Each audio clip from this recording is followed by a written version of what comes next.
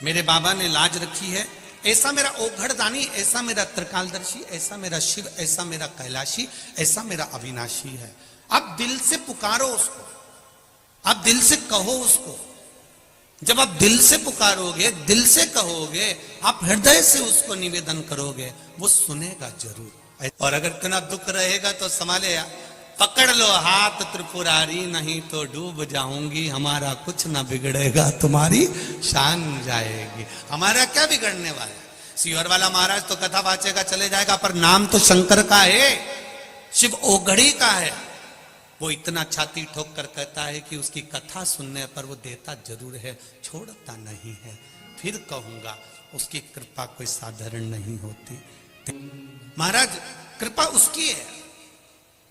आप पेट की चिंता छोड़कर परमात्मा की चिंता करिए, फिर निवेदन करूंगा। पेट भरने की जवाबदारी उसकी है, वो भरेगा। जब माता दुर्गा भवानी ने बार बार समझाया, मां अम्बे बार बार बोली कि बेटी क्यों, बेटी का जन्म क्यों हो गया, बेटा मांग लो, बेटा मांग लो। नहीं नहीं मां, मुझे बेटी चाहिए, मुझे बेटी चाहिए। ठीक है, मां ने कह दिया तेरे घर में अलग से कौन बेटी देगा? 60 लड़कियां जब तेरे घर में हो चुकी है, अब बेटी नहीं दे सकता परमात्मा। तब भगवान कह रहे हैं कि दक्ष प्रजापति कह रहे हैं एक बेटी और दे दो। तब मां कहती है मैं खुद सती बनकर तेरे घर में जन्म लेने वाली हूं, मैं खुद आ जाऊंगी। अब ध्यान देना जरा कथा की ओर। दक्ष प्रजापति ने मां जगदंबा से खुद बेटी मांगी। बेटी का विवाह भी दक्ष प्रजापति ने धूमधाम से शिव जी के साथ में करा। दक्ष प्रजापति ने बेटी का कन्यादान भी दिल से करा। खूब आनंद के साथ बेटी का विवाह करा। फिर ऐसी कौन सी बात हो गई जो बेटी का जो पति है वो इसको बुरा लगने लगा, दक्ष प्रजापति को बुरा लगने लगा? ऐसा क्या काम हो गया? जब बेटी माता के रूप में आई, दक्ष प्रजापति को मालूम है, मां से बेटी का रूप मांगा, ये भी दक्ष प्रजापति को मालूम है। शिव जी के साथ बेटी भी आई, ये भी मालूम है। फिर आखिर ऐसा कौन सा काम हो गया था, एक कर्म कौन सा हो गया जो जमाई बुरा हो गया?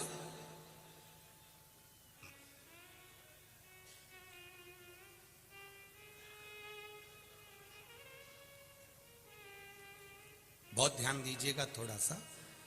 आपकी नी बने ना किसी से तो थोड़ी सी दूरी बना लो, मना नहीं है, पर गलत बोलकर, गलत कर कर आप किसी का साथ बुरा मत करो।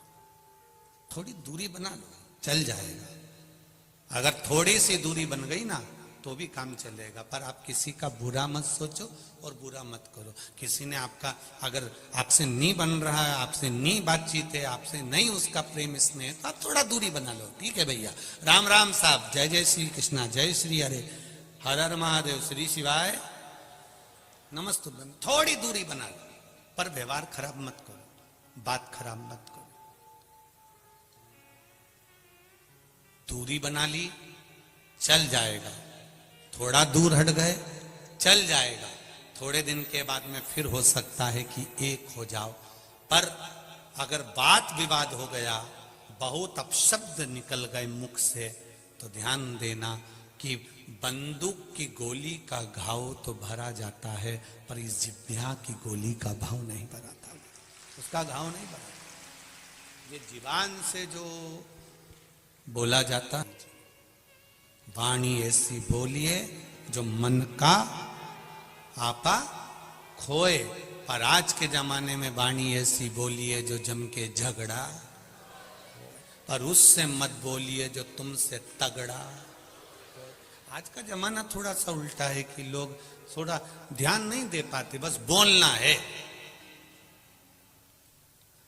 गुस्सा तो ऐसा भरा हुआ है, क्रोध इतना भरा हुआ है व्यक्ति में कि एक सेकंड में तन्न फन और 1 मिनट का गुस्सा आता है, 2 मिनट का, 5 मिनट का आता है, उतने से गुस्से में वो ऐसा काम कर जाता है कि 10-15 साल तो उसका केस लड़ने में निकल जाता है और बाकी के 10-15 साल उसके जेल में निकल जाते हैं। एक गुस्सा कितनी देर का आया, क्रोध कितनी देर का था, मात्र 5 मिनट 10 मिनट का।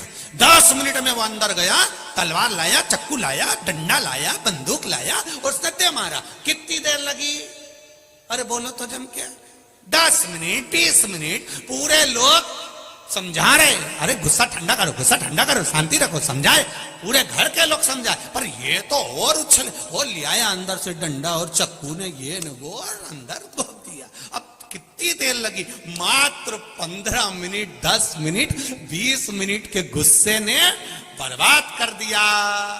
ले गए पकड़ के, 4-5 साल केस चलता रहा, फिर आखिरी में 8-10 साल जेल में पड़े रहे।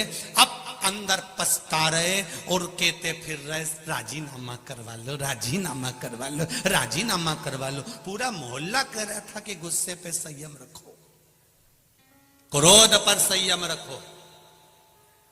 और हम जिस भी जगह पर कथा करने जाते हैं, पूरी समिति को हम बार बार एक ही बात कहते हैं, चाहे वो जे लोग कथा लेने आए हो तो इनको भी हमने एक ही बात कही होगी कि अपने क्रोध पर संयम रखकर कथा करवाना, तो कथा सफल हो जाती है। जरा जरा सी देर में कन्न फन ये पड़ा और वो चले, तो ऐसे में कथा होना बड़ा कठिन पड़ जाता है। अपने क्रोध पर संयम, क्रोध पर संयम।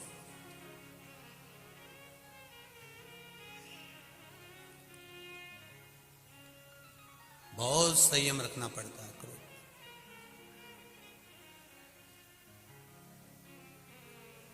जब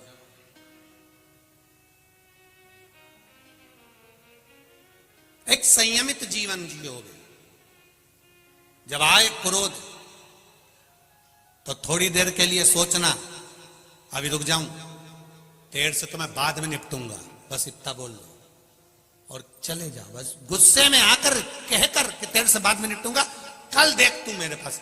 और क्रोध को कल पर टाल दो।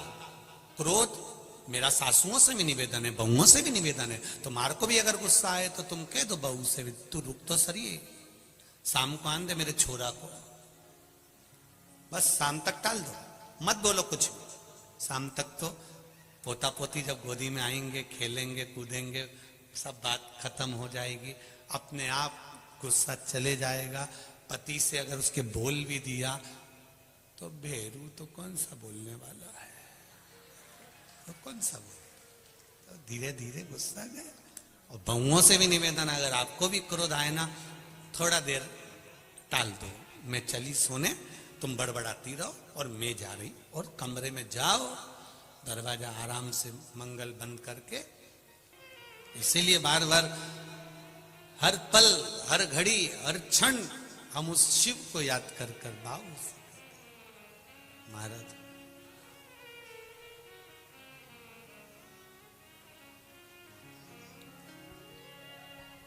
उनका विवाह भगवान शंकर के साथ हो गया। शिव जी के साथ में जब विवाह हो गया, आनंद में रहने लगे सब। अब जरा ध्यान देना कि जमाई बुरा कैसे हो गया वो समझ ले थोड़ा सा। आप बहुत अच्छे हैं, आप बहुत श्रेष्ठ हैं, आप बहुत अच्छे हैं, पर कोई कोई व्यक्ति ऐसा होगा जिसकी निगाह में आप हमेशा बुरे ही रहेंगे। आप उसके लिए जान भी निकाल के रख दोगे तो भी उसकी दृष्टि में आप कभी अच्छे नहीं हो सकते। आप अपनी पूरी जिंदगी उसके चरणों में निकाल दोगे तो भी आप अच्छे नहीं हो सकते। एक बार जिसकी दृष्टि में आप बुरे हो गए तो भले तुम पूरा मुंह का निवाला भी दे दोगे तो भी अच्छे नहीं हो सकते, तो भी वो आपका खोट देखेगा ही, बुराई देखेगा, ये निश्चित है। और यदि वो आप में खोट देख रहा है, आप में बुराई देख रहा है, और आप उसके लिए अच्छा ही अच्छा कर रहे हैं, करो, मना नहीं है, पर तुम सोचो कि वो तुम्हारी बुराई करना बंद कर दे, वो तुम में बुरा देखना बंद कर दे, वो तुम में गलतियां देखना बंद कर दे, तो ये नहीं हो सकता। क्योंकि परमात्मा ने उसको तुम्हारे लिए पैदा ही इसलिए करा है। बहू की निगाह में सास बुरी हो गई, जिस सास की निगाह में जो बहू बुरी हो गई, वो बहू बेचारी 24 घंटा भी काम कर लेगी ना, तो भी वो बुरी की बुरी ही रहेगी। तुम भले आगे बढ़ बढ़ के सब कर लो, तुम भले शादी में आगे बढ़ बढ़ के काम कर लो, तो भी किसी की निगाह में अगर तुम बुरे हो गए हो तो वो यही देखेगा कि आगे बढ़ बढ़ के काम कर रही, जरूर मायरे में जो साड़ी आ रही होगी ना, दो चार निपटा जाएगी। उसकी दृष्टि में तुम गलत हो गए ना, तो कभी ठीक देख ही नहीं सकता। आप पूरा जान निकाल दो उसके लिए, पूरा प्राण निकाल दो आप उसके लिए, नहीं देखे। वो बुरा देख लिया उसने तो बुरा ही रहेगा, पर यह नहीं है कि हमको उसका बुरा करना। शिव महापुराण की कथा कहती है, भगवान विष्णु ने भगवान शंकर के पास में जहर भेज दिया, विष।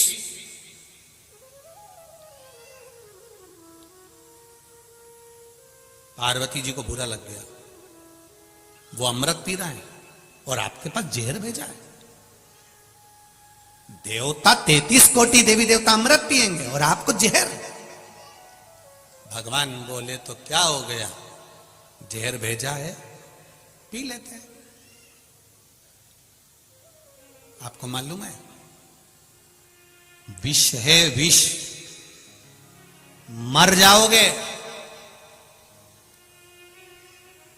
शंकर भगवान ने अपनी अर्धांगिनी को जो कहा है, संसार की सारी अर्धांगिनियां इस बात को अच्छे से सुन लेना। पार्वती जी कह रही है विष पियोगे मर जाओगे। शंकर भगवान कहते हैं जब मैंने तेरे साथ में 7 फेरे लिए थे, तेरे गले में मंगल सूत्र बांधा था,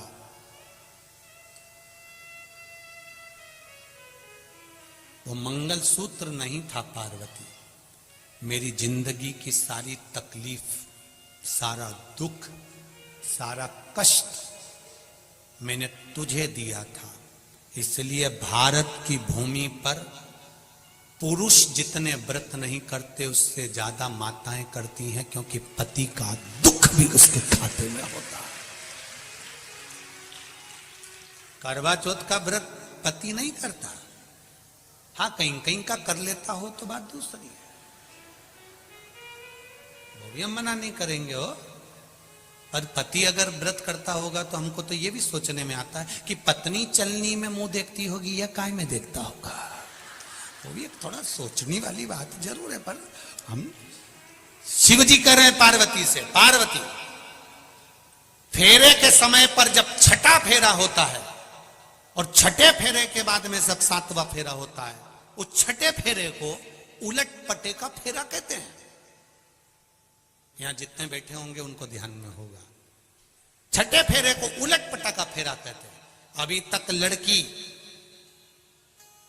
लड़के के दाईं ओर बैठी थी, अब इस फेरे के बाद में जब वो श्रृंगार कर कर आएगी और 7वां जब फेरा होगा तो पाटा बदल जाएगा, लड़की लड़के के बाईं ओर जाकर विराजमान हो जाएगी। इसको उलट पटा फेरा कहते हैं। इस फेरे की महत्वता किसी पंडित से, किसी ब्राह्मण जन से पूछोगे तो वो बता देगा आपको कि ये फेरे की महत्वता क्यों होती है। अर्थात इस फेरे में, इस फेरे के अंतर्गत लड़के के जिंदगी का सारा दुख तकलीफ में पहले से जन्म ले चुकी हैं, 60 कन्याओं का जन्म हो चुका है और 60 बेटियां जन्म लेने के बाद फिर लड़की मांग रहा, फिर बेटी मांग रहा।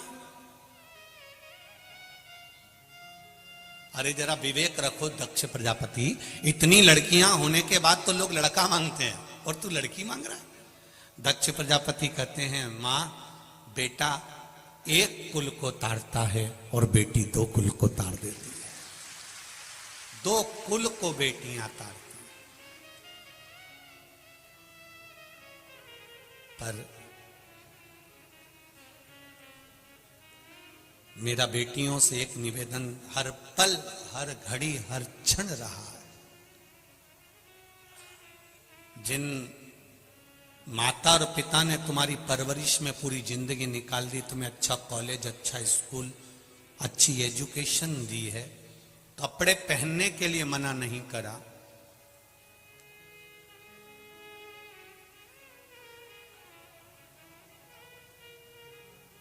कैसे तुम वस्त्र पहन रहे हो उसके लिए उसने मना नहीं करा। बस मेरा बेटियों से इतना सा निवेदन है कि अपने माता पिता को कन्यादान का मौका जरूर देना, उसको वंचित मत रखिए, उसको कन्यादान का मौका दीजिए। और एक बात अभी तक कथा में नहीं कही जो आज कहने जा रहे हैं, आपको अच्छी लगे तो उत्तर प्रदेश की मां गंगा के घाट पर जो कथा हो रही है, ये कल्याणपुर कानपुर की, आपको अच्छा लगे तो अपने जीवन में उतारिएगा। नवयुवक बेटे और बेटियों से निवेदन है, ड्रेस और एड्रेस ये दोनों अगर सही हैं तो आप उन्नति की सीढ़ी पर चढ़ जाओगे। जम के बोलो, क्या क्या? ड्रेस और एड्रेस अगर सही है तो आप उन्नति की सीढ़ी पर चढ़ सकते हो, आपको कोई नीचे उतार ही नहीं सकता।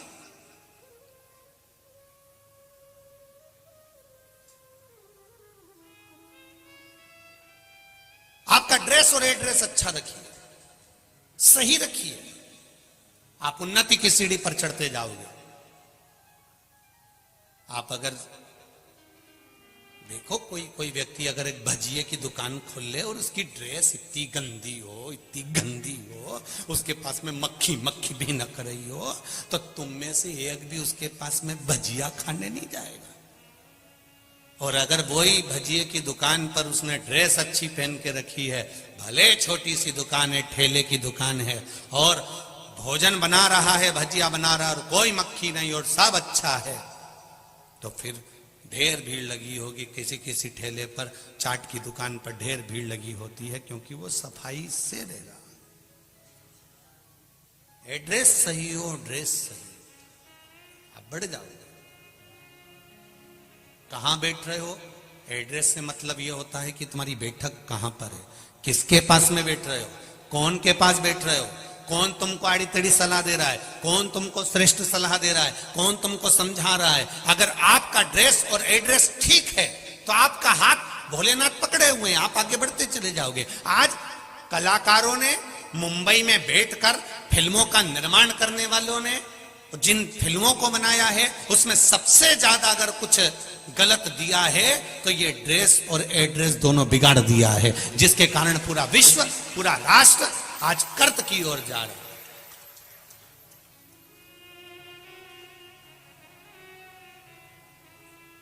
हम उसको संवारे थोड़ा सा,